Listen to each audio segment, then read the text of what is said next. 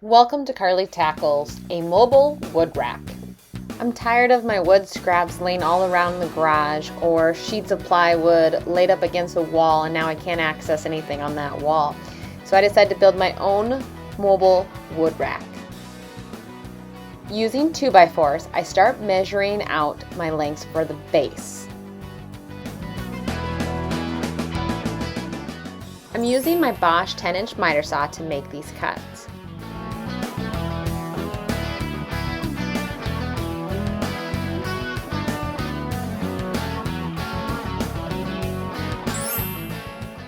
You should have a little extra left over from the ends of your 2x4s. You're going to want to keep those scrap pieces because we're going to use them later on this build. On one of the 32-inch pieces, we are going to draw out where we are going to connect the 41-inch piece. We know that on each side we want 4 inches. Then you measure 3.5 inches from that point, and that should represent your 2x4. Once you have all your lines drawn on the one piece, grab your second 32-inch piece and line it up. All you have to do is take a speed square and trace out your lines onto that other piece.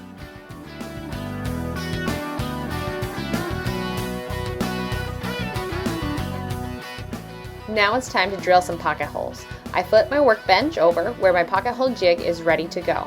If you're interested in make a flippable workbench or the pocket hole jig that mounts to T-tracks, you can check out my previous video in my channel. Set up your pocket hole jig and your drill bit to 1.5. Then drill 2 pocket holes at each end of your boards. Each 41-inch piece and the 17-inch piece in the middle need pocket holes. Line up the 41-inch board to the lines you drew on your 32-inch boards. I'm also using a 90-degree angle clamp for the corners while I drive in my screws. You also need to attach 2 4-inch wood blocks to each side in the middle. I use pocket holes to connect them. Off camera, I screwed down a 1/2 inch thick plywood to our frame. Flip the base over to install our wheels.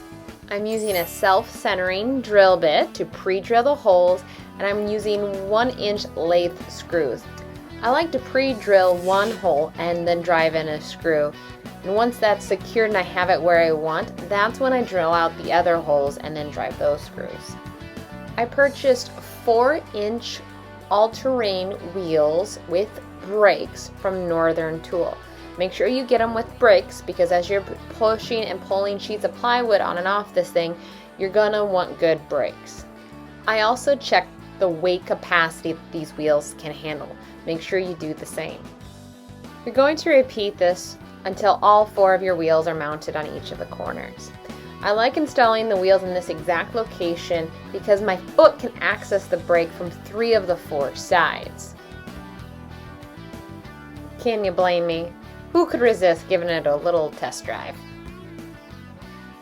Those wheels provide a nice smooth glide. Using a drywall T-square, I find the center of the platform and draw a line. Next, I'm going to measure 3/4 inches on each side of that middle point and draw a line. This is going to represent the 1.5 inch thickness of the 2x4. I need to cut 3 48-inch long pieces.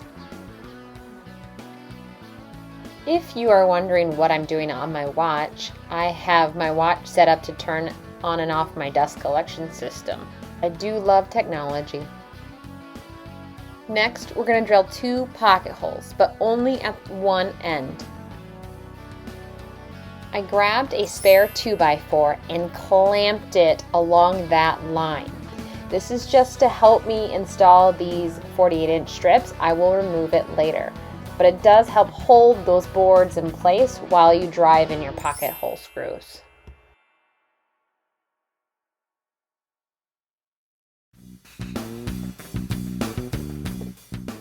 Install the second 2x4 in the middle of the platform.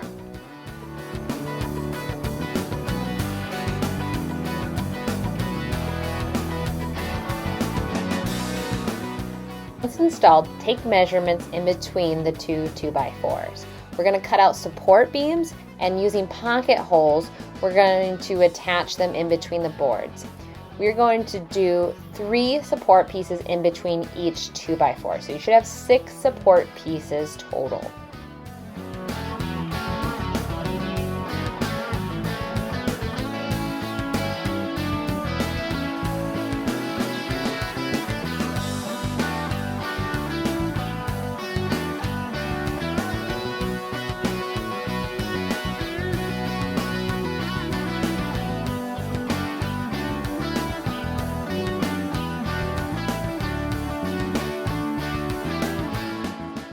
Using the clamp when installing your support pieces can help hold that support piece flush with the other 2x4.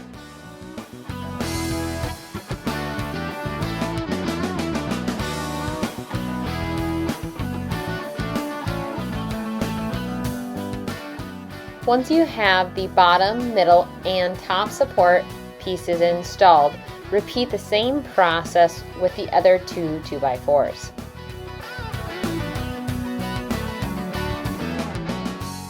Adjust your miter saw to cut at 5 degrees.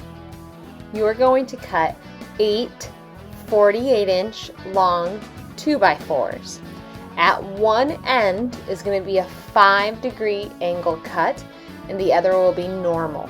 At the same end with a 5-degree angle cut, you're going to drill 2 pocket holes. You do not need pocket holes at the other end. That same scrap board I used in the middle, I now move to the end, and this will help hold my 5-degree angle boards in place while I mount them to the platform. Once I'm done with the end, I grab a 12-inch support piece. I'm using this as a spacer now, but it will be a support piece later. This will help you hold the second piece in place while you drive in the screws. Between the second and third beam is greater than 12 inches. So I set up a fake 2x4 at the end and then place my spacer, and that gives me my alignment for my third piece.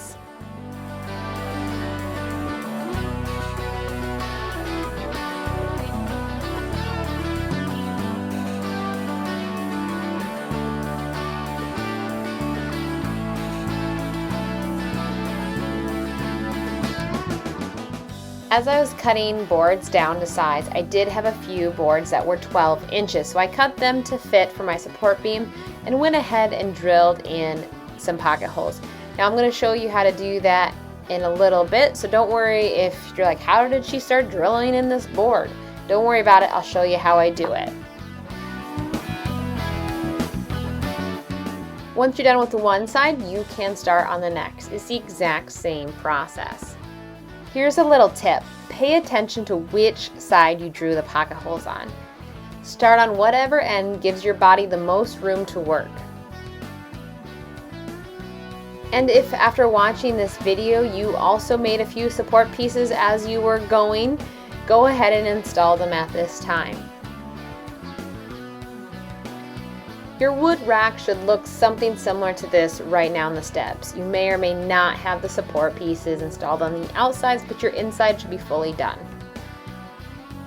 Now it's time to cut our support pieces. You may have a few scraps that are long enough to be used for support pieces, while the other is going to need to be cut down from a 2x4. You are going to need 18 support pieces in total, 9 for each side. Each support piece is going to need 2 pocket holes drilled in at each end.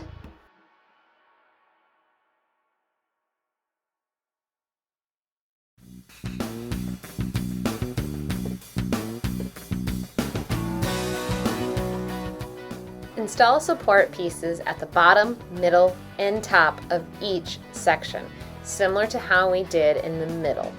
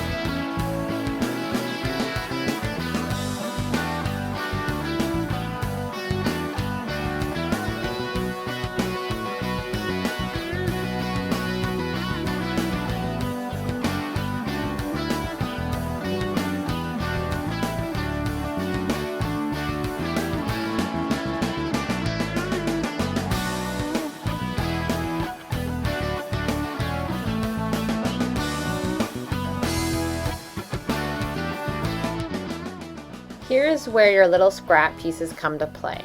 Measure out 3.5 inches on each piece. You are going to need 8 of these.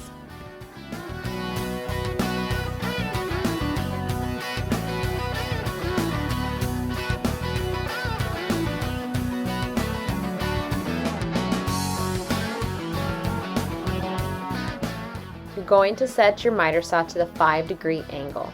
You're going to line your blade to the pencil line. Your angle of the saw blade needs to cut inward, not outward of your line. So you should not see any pencil line when you are done, because you cut it off. At the end, with a 5-degree cut, you're going to drill 2 pocket holes.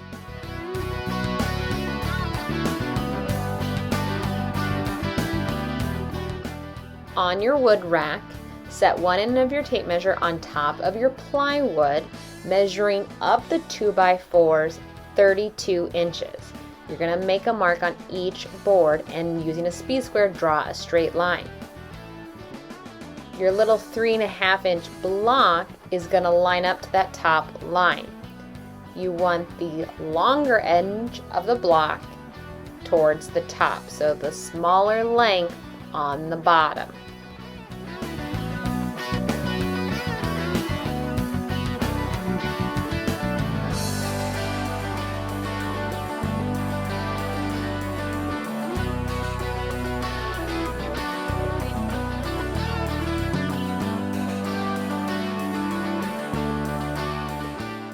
When you're done installing the 4 blocks on this side, repeat the exact steps for the other side. If you did this correctly, your block should hold a 2x4 without any overhang, because a 2x4 is 3.5 inches wide.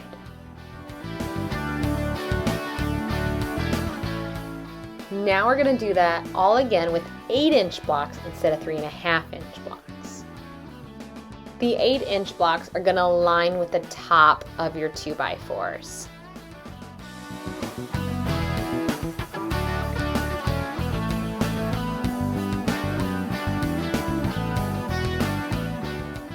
We are almost done.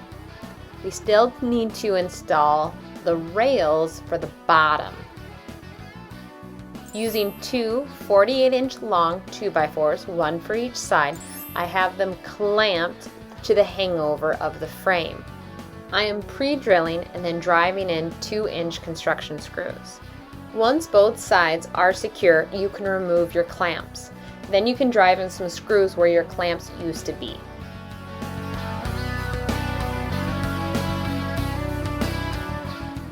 The construction is complete. Now it's time to load it up with some wood. Make sure you lock your brakes in place so that your mobile rack doesn't move on you when you're trying to load it up. We made spots for plywood, drywall, in the middles and on the outsides, as well as our outside pieces can be used for 2x4s, 2x6s, whatever kind of scraps you have. If I had more 1/2-inch plywood, I would have made the bottom side solid so I could put some little pieces and not have it fall through the crack. So when I come across some scrap pieces, I'll install a bottom.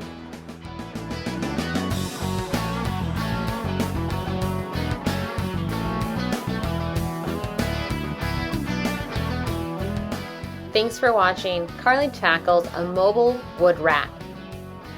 If you like this video, please give it a thumbs up and share it with your friends. If you'd like to see more videos similar to this one, please subscribe to my channel. Carly Tackles DIY, tools and gadgets, tips and tricks. Make sure you hit the bell to receive notifications when I release new content.